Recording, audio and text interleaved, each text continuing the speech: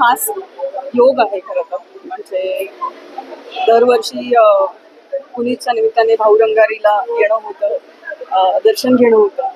यावर्षी खरंच म्हणजे 10 दिवसांचा सण होता, पण तरी आज गुरुपौर्णिमेच्याच दिवशी दत्तगुरूंच्या पायाशी म्हणजे चरणी माथा टेकता आला. हे खरंच म्हणजे माझ्यासाठी अहोभाग्य आहे. आणि त्यातून माझी सख्खी बहीण आहे, मोठी बहीण, तिचा आज वाढदिवस असतो तिथीने. तर ती गुरुपौर्णिमेची आहे, मी बुद्ध पौर्णिमेची आहे. आम्ही दोघेही पौर्णिमेच्याच आहोत. पण आज तिला सुद्धा दर्शन घेता आलं त्यानिमित्ताने, त्यामुळे आणखी खास वाटतंय. तर संपूर्ण दत्त मंदिर ट्रस्ट पुनीत यांचे मनपूर्वक आभार की त्यांनी आम्हाला इथे बोलवलं आणि हा सन्मान आमचा केला. आणि आज काही खरं तर देवाकडे आल्यानंतर खूप काही मागायची इच्छा असते, पण त्यांचं रूप बघितल्यानंतर काहीच मागणं होत नाही. एकदम ब्लँक व्हायला होतं. तसंच आजही झालं. आज फक्त आपल्याकडनं काही नकळत चुका झाल्या असतील त्याच्यासाठी क्षमा मागितली.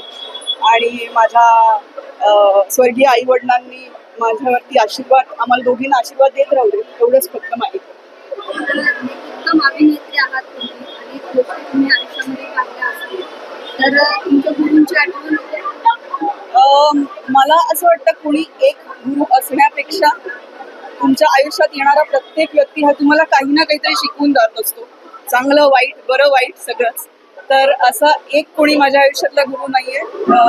माझे खूप मनापासून म्हणजे मला सहकार्य करणारे जेवढे लोक आहेत ते माझ्या आयुष्याच्या प्रत्येक टप्प्यावरती असलेले गुरुच आहेत. त्यामुळे त्यांना सगळ्यांना आज या निमित्ताने गुरुपौर्णिमेच्या शुभेच्छा देईल. नुकतंच जंतर मंतरवरती जे काही ट्रेंडची आंदोलन झालं, आंदोलन संपलंय, एक टीका होती, एक कौतुक होतंय, तुम्हाला काय वाटतं त्या आंदोलनात? मला वाटतं सोशल मीडियावरती आम्ही कलाकार म्हणून या बाबतीत सगळं बोलत असतो, नेहमीच बोलत असतो.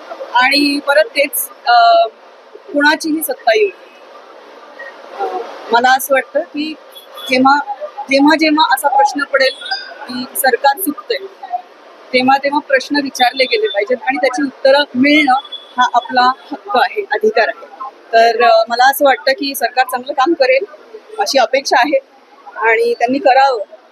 आज म्हणजे इथे दत्तचरणी आता ही प्रार्थना करून जाईल.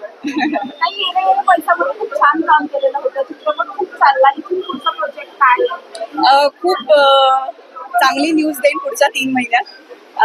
चांगला लाईनअप आहे. आणि आता या निमित्ताने मगाशी प्रवीण दादांनी जसं सांगितलं, मुळशी पॅटर्न 2 साठी पुनीत तुम्हाला खूप साऱ्या शुभेच्छा. प्रवीण दादाला सुद्धा खूप साऱ्या शुभेच्छा. मराठी चित्रपटसृष्टीसाठी चांगले दिवस आलेले आहेत आणि त्याच्यामध्ये पुनीत सारखे जर का निर्माते असतील तर अजूनच सोन्याचे दिवस येतील असं आपण बोलूयात. धन्यवाद. जय महाराष्ट्र.